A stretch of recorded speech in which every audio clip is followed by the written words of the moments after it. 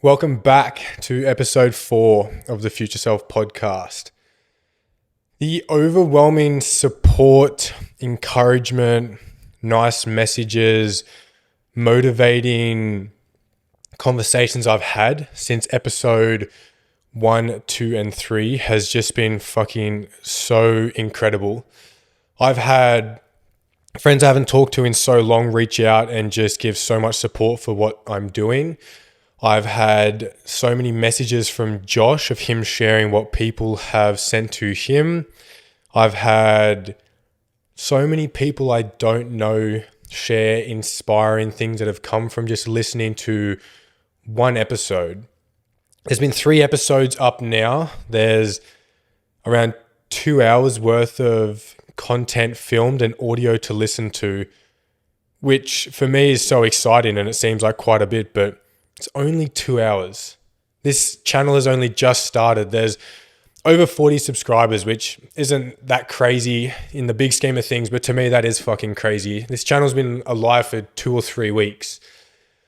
It's just been so special. It's something I feel so solid on. It's something I'm getting more and more excited to do each and every single week. I can't wait to sit down on a Friday and just begin the conversation with you guys or with the guest that I'm interviewing. I'm thinking of things over the week. It's just something I'm so looking forward to. So I've done 3 episodes, an intro to living for your future self, and then an incredible episode 3 with Josh, which was an amazing guest and a fucking amazing episode, which if you haven't watched, I'd highly recommend you go back and watch that.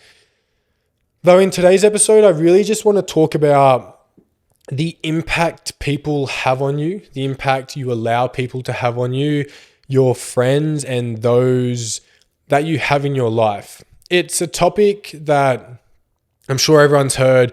You are who you hang around, or show me your 5 closest friends and I'll show you what your future is going to be like. And all of those things sound typical and seem just so obvious, and it's because to some degree, they're just fucking true. Like they really are true.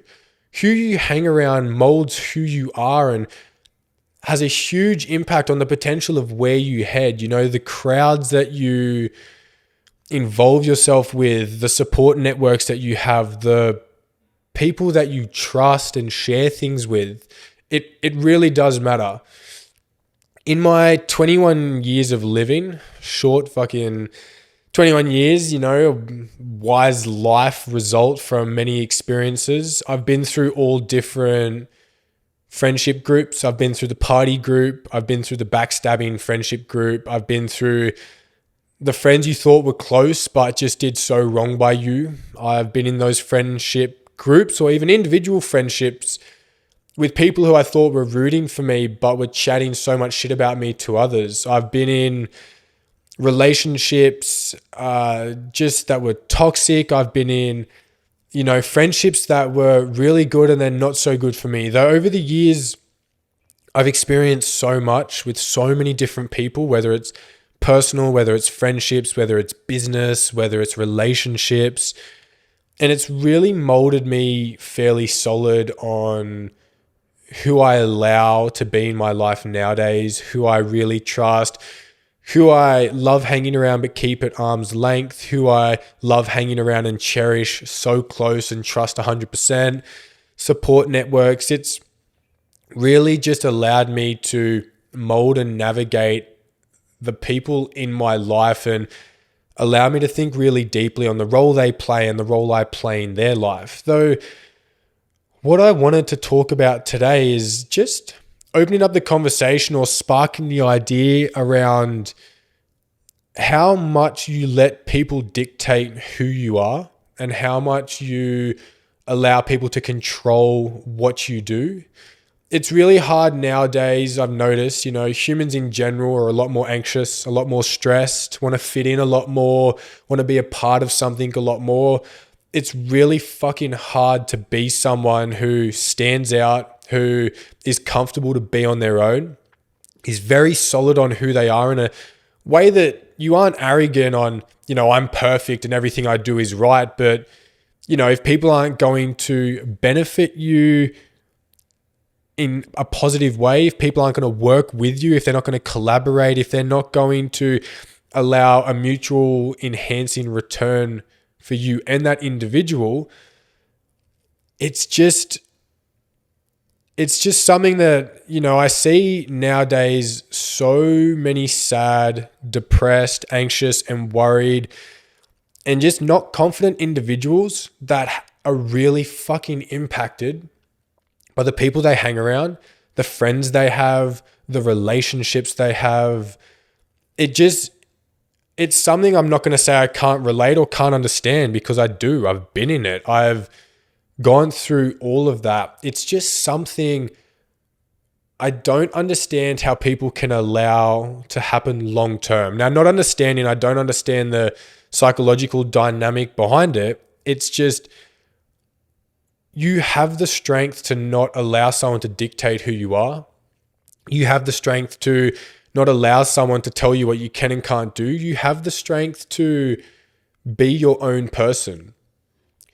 I've worked with so many people in coaching, of course, over the years, and a really interesting situation I've experienced multiple times, because I'm mostly female clientele. I grew up with two sisters and a mum for, over 10 years of my life. I just know girls well. I am a softer male myself. I can understand, being in touch with your emotions a little bit more, which allows me to just align and click and build a good relationship with females. Though with coaching, I've noticed that some girls really want to do coaching.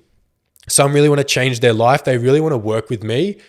And I've experienced this in a face-to-face setting when they've told me, or also just in messages, that they can't because their boyfriend doesn't let them, or they're not allowed to because their male friend isn't comfortable with that, which is fucking wild, because I can't sit there and say, hey, that person's not good for you, because I'm sure that person's doing amazing things for them. Though the insecurity or discomfort that that male figure is expressing is impacting the girl so much that they don't pursue changing their life or gaining control or making a change. I see that with the past people I've talked to when it comes to coaching. I've seen that with just people I know, with close friends, that they've allowed people to have a control over them, which results in them doing things they might not want to, which results in them putting themselves second, which results in them clashing against their boundaries. It results in them doing things that deep down inside they know they don't want to do, but they're just forced into it. They're too uncomfortable to say no. They're anxious about being their own self. And the things that they're normally forced into doing is working huge hours and not allowing enough time for themselves. It's drinking, or it's drug taking, or it's clashing on their diet. It's not going to the gym. It's not doing 9 times out of 10 something that's beneficial for the individual, where if the person that's getting them to do the negative thing had their best intentions in mind, they probably wouldn't be pushing them to do what they get them to do. Talking from personal experience, I have a very, very fucking small friendship group. It's really tight. I have a very small, close friendship group. Of course, then I've got my amazing support networks through friends that are a little bit outside of the direct close group.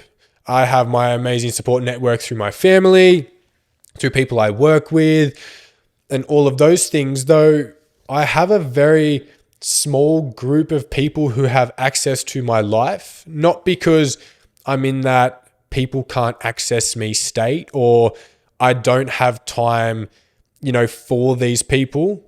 It's because I've learned over the years that when you're friends with so many people, you have to manage and deal with so many others' insecurities, anxieties, ideals, and traumas, which is not always a bad thing. Some people like having really big friendship groups, which is wonderful for some people. Though for me personally, to talk about myself and my experiences, I learned that the more people I'm friends with, the more I was clashing on my boundaries and ideals. Now, I didn't just do a cull and go, okay, well, I'm not going to be friends with this, and this person. But I slowly started to analyze, wait, am I friends with this person because I truly have their fucking back and they truly have mine? Or am I friends with this person just to fit into this group? Am I friends with this person because I know on a Friday night, if I've got a bit of FOMO, they always are doing something? Am I friends with this person because I need their approval? Am I friends with this person because they are cool? Or am I friends with this person because they're popular? I limited personally myself down to the people that truly have my back and I truly fucking have theirs. I'm now surrounded by friends where if I'm feeling shit, they don't make me feel shit for missing an event. I'm surrounded by friends where if I'm feeling good or have achieved something, they hype me up. They're proud of me. They love that I achieved that. They don't bitch about it. They don't tell me what I could have done better. They don't nitpick something about it. I'm friends with people who respect my boundaries. I live a very routine life. I'm in bed asleep by 7:30, up at 4 a.m. I don't have friends calling me at 9 p.m. when suits them. I don't have friends who on a Friday night are really pushing me and guilt tripping me to go out because they know I want to get up early and attack the weekend. Now, you can have friends that like different things. I love business and working. I have friends who love the gym. I have friends who love staying up late, who like going out. That's not the issue. You don't have to be directly aligned. For me, speaking for myself, I don't have to be directly aligned with people who like business and just the gym. You can have a wide range, though. The people I've chosen to have in my life are the ones that support the boundaries I have in place, have my back no matter what I do, but I also have an equal return with that. I have their back as well. If they win something or achieve something, I want to fucking celebrate that with them. I'm not bitching about them or telling my other friends what they could have done better. I have a surrounding of people who want more for me. If I'm demotivated and I'm not wanting to get up and go at it, they support me and they share an understanding, but they're also like, yo, you made this promise to yourself. Don't fucking let yourself down. They're not guilt tripping me going, oh, you suck, or, just rest. You weren't going to be able to do it. They're like, look, I get you're tired and that's your fault for going to bed late, but get up and do it because the sacrifice you're going to make today aligns with your future self. I remember in the past when I was a little bit more self-conscious, I didn't have the confidence and security I have now. It's taken so much fucking work. I know when I started working on myself, I started becoming a lot more secure in who I am as a person and my wants and ideals. And, I started to see people for how they were treating me. And I don't want to be friends with someone who doesn't have my back. I don't want to be friends with someone who knows I'm on a weight loss journey, yet they're asking me to go out and eat takeout every fucking day of the week. I don't want to be friends with someone who knows my mental health isn't the best, yet they're pushing me to go out and do bags on the weekend and get fucked up and stay up late.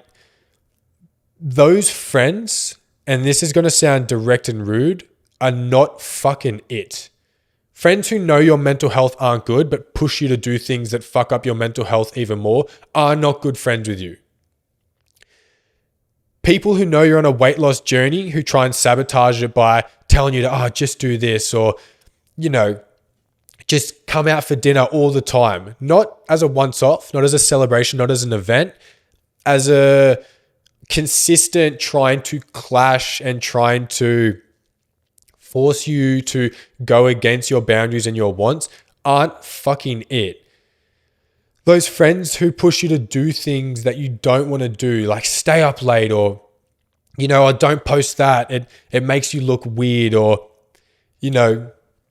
don't hang out with this person because I don't like them. They're not fucking it. Now, A relationship can't be perfect. You can't always have each other's back. You can't always be cruisy. You can't always align with each other's thoughts. They're not healthy relationships. Things can't be dandy fairy 24/7. But the right kind of relationships are the ones where they support you and they have your best interest in mind. I truly want you to just think for a second that if your friend who sees you on a weight loss journey is pushing you to get fucked up on the weekend and eat all this food, do they really have your back? Are they really rooting for you? Are they really wanting to see you succeed?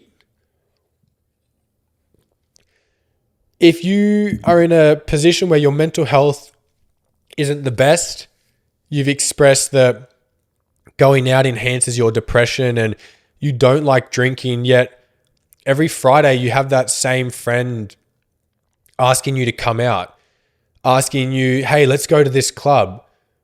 Do they really have your best interest in mind? Do they really care about how you feel the next day? Now, one thing I learned when I started to dive into relationships and attachment styles and the psychology behind friendships and the different relationships you have in your life, I started to learn a little bit that people can project their traumas and their experiences on you when it's not always your best interest they have in mind.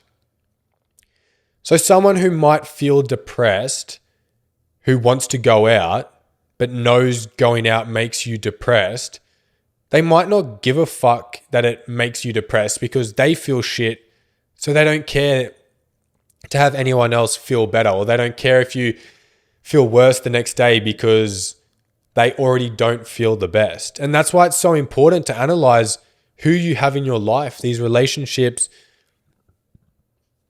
that you do have in your life, because people's impact on you can be massive. If you see someone 3 times every single week, the way they think, feel, and act will have some impact on you as a person. The way you act, the way you think. I remember I used to hang out with people who used to guilt trip me all the time about not going back. This is ages ago, as a younger kid, even just an early teenager, when I wanted to get into the gym a little bit more. And it's like, back then I didn't have the strength or the self-confidence to analyze maybe that relationship wasn't for me. I was like, yeah, fuck, maybe I am doing the wrong thing. Maybe it is weird what I'm doing, because I couldn't see that, wait, no, they don't want what's best for me. They just want what's best for them. So they're going to get me to do what they want.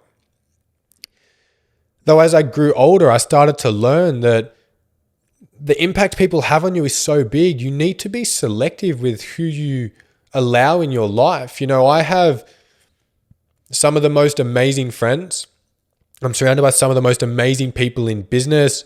I have some of the most amazing support networks. Now, that doesn't mean that when I get together with my friends, the thing that Jaden Smith said, where we're talking about economics and climate change and politics, that's not fucking it. You don't need to be surrounded by people who only chat business, who only are talking about the stock market. My best mate, when me and my best mate max it together, we fuck around 90% of the time. We're bantering, we're just doing silly shit. But when it comes time to the real things like training, we push each other. If we set a day to train, we don't wake up and, nah, not today, we'll snooze. It's like, yo, get the fuck up. We said it, we're going to go do it. So when we're together, it's not always about serious things, but when it really matters, if I'm flat, I'm getting the support. If he's flat, he's getting the support. If he has a goal, I'm pushing him to achieve that goal. I'm rooting for him. I'm holding him accountable. If I have goals, the exact same thing is happening. So for instance, in the first episode of the podcast, I got so much hype from him and so much support. And then there was that thing of, hey, I know you really like things to be top notch. Look at the audio next time. It wasn't that, yo, it was so shit, or yo, it was really quiet, or, hanging shit on it. It was I know what you're like. I know what you want. I know how you want it to be. Have a look at it next time in a supportive way. It was literally just looking out for my best interests. So like I said, it's not that we get together and we have conversations always about training and doing things in the future and, all these big things. Like we'll fuck around, we'll have fun. But when it matters, the boundaries we have for ourselves, but for each other, they're respected. I want to see that kid win in everything he does. I want to support it. I'm not going to talk shit about him behind his back. I'm not going to force him to go out on a Saturday if he has a CrossFit comp on a Sunday. And the same things happen in reverse with his support for me. The people you hang around impact your future. That really standard saying, and something I've said twice now in this podcast. And it's true. Because you hang around disrespectful fucking people who clash on your boundaries, your future's not going to be of thrive, goal-aligned, and progressive. Yet you hang around people who respect you, love you, care for you, and are rooting for you, you're probably going to see that thrive. You're probably going to achieve those goals. You're probably going to continue working towards where you want to be. If your goal is to have a really solid mental health and a healthy lifestyle, those friends who push you to go out, they're not going to fucking get you there. The friends who are in the gym on the weekend or who'd rather go to a cafe in the morning than the nightclub at night. The ones who want to go for a walk and get into bed early, they're probably going to be the impacting factor that allow you to move towards where you want to be, have that healthy mental health, have that thriving lifestyle. So the people you hang around, their interests isn't always the dictating factor of if they're a good friend or not.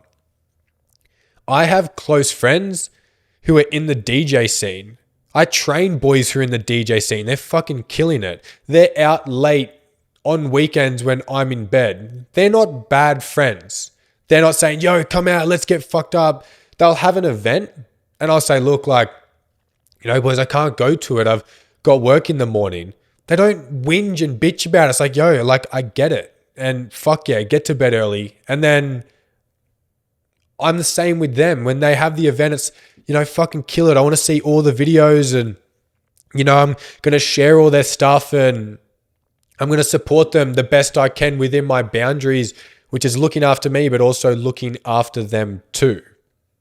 So it's not, if you're into the gym, you can't hang out with people who like going out. It's just the type of relationships and the type of respect for boundaries and respect for you as a person that they have. It's one of the saddest things, I think, when I see amazing people who might be a little less secure or a little less confident in themselves, or, things are really complex. Your childhood, your relationships, your experiences growing up essentially mold how you are with people, which sucks because if you allowed or you put that person in a position surrounded by amazing people, that amazing human that they are would really thrive. Yet that amazing human that they are, because they're a little less secure or confident on their boundaries and standing up against people, surrounded by the wrong people, just end up doing the wrong things. And you see it. It's so clear to see, and it fucking sucks. Because they might not realize the people they have in their life aren't good for them. They might not register that. They might not see it for how we see it on the outside looking in. The thing with that is everyone has different attachment styles and, different bonds to people and different reasons for having different relationships. There's no doubt, that's why I was saying it's a really complex situation. It's not as simple as, hey, you're my friend and you're not my friend. We all act and choose and bind to people from different things. It's just, you need to see people for who they are and what they allow for you and what they do to you. No person has a fucking right to make you feel shit for wanting to live your life. If you're wanting to live your life that's respectful, that's looking after you, and someone has an issue with that, fuck that person. They're just not a person that's rooting for you. If you're always tired, if you're always burnt out, if you're always, not feeling good, and a person's pushing you to do more to benefit them, fuck that person. That's not a good person for you. People who allow people to do that to them need to change that. And it's fucking hard. It's really fucking hard. When I was creating boundaries for myself, when I was becoming more solid in what I wanted and the things I wanted to do, it pissed off so many people. Like when I started to do more good things for myself, I think I created more people who were rooting for my downfall. When I started to change my life and be more solid on my boundaries, hey, come out tonight. Nah, I don't really want to. I've had a big week. I want to chill at home. I'm tired. It started really pissing people off because people get annoyed when they can't control what you do, when you become more secure in the choices you make. I remember I would stop saying yes to every event I was invited to, not to be a prick, not to be someone miserable sitting at home, whinging I don't get invited or punishing a person and saying no on purpose. But if it didn't align with me and I didn't really want to go out and it wasn't a direct non-negotiable, I used to say no. And me starting to say no to more people pissed more people off. But it also in time taught those people that, okay, I guess that's just who he is and how he's going to be, and I can't change that. And people then started to link back around and respect those boundaries. So what pissed them off and annoyed them initially, they started then to respect and adhere by and understand and get. And then they started coming back around going, fuck, you used to be so solid on your boundaries and it was that fucking annoying, but I get it. Like, I understand it. I'm doing that now myself. Like, what you were doing, I do get.